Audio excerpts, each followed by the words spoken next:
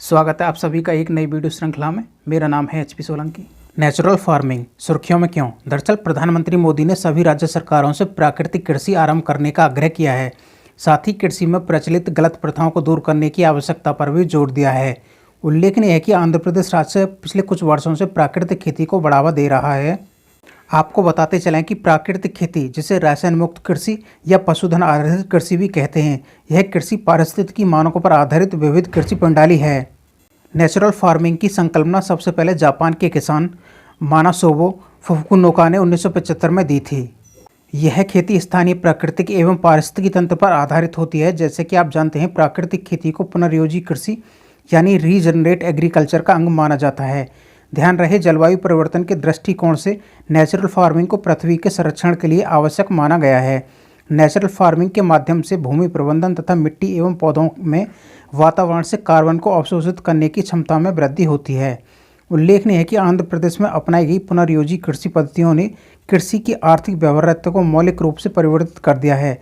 साथ ही इससे स्थानीय समुदाय भी अधिक सशक्त हो जाएगा।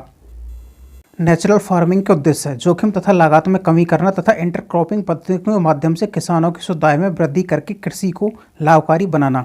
इस कृषि पद्धति के अंतर्गत जैविक उर्वरकों का उपयोग पर बल दिया जाता है, जिससे उत्पादन बढ़े तथा उत्पादन लागत में कमी आए। प्राकृतिक खेती में सिंथेटिक रसायन का उपयोग नहीं होता, इसलिए भोजन में उच्च पोषक तत्व होने से बेहतर स्वास्थ्य बनता है और स्वास्थ्य जोखिम भी कम होते हैं। आपको बता दें कि प्राकृतिक खेती से नए रोजगार के अवसर उपलब्ध होंगे, जिससे ग्रामीण युवाओं का पलायन रुकेगा। नेचुरल खेती से प्राप्त अधिशेष का निवेश गांव में ही किया जाता है, जिससे ग्रामीण क्षेत्र का बहुमुखी विकास भी संभव होता है।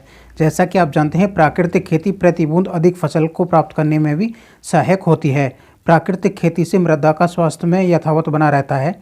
जीवा अमृत और बीजामृत जैसे इको फ्रेंडली बायो इनपुट पशुओं के गोबर, मूत्र तथा अन्य प्राकृतिक उत्पादों से तैयार किए जाते हैं। प्राकृतिक खेती से संबंधित चुनौती। कुछ विशेषज्ञों का मानना है कि प्राकृतिक खेती को विस्तृत रूप देना जल्दबाजी होगी, क्योंकि 70 वर्षों में कृषि अनुसंधान और विकास के संदर्भ में जो ज्ञान और लाभ प्राप्त किया है, उन्हें छोड़ना पड़ेगा। एक चुनौती यह है कि भारत में फसल संरक्षण उद्योग का मूल्य 18,000 करोड़ रुपये है। अगर प्राकृतिक तरीकों को बढ़ावा दिया जाता है तो इस उद्योग पर प्रतिकूल प्रभाव पड़ेगा।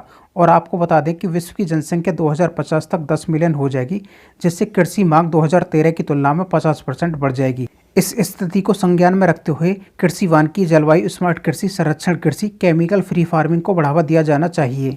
आपको हमारी ये वीडियो श्रृंखला कैसी लगी? आप लाइक या डिसलाइक का चुनाव कर सकते हैं। साथ ही HP सोलंकी स्टडी को सब्सक्राइब भी कर सकते हैं।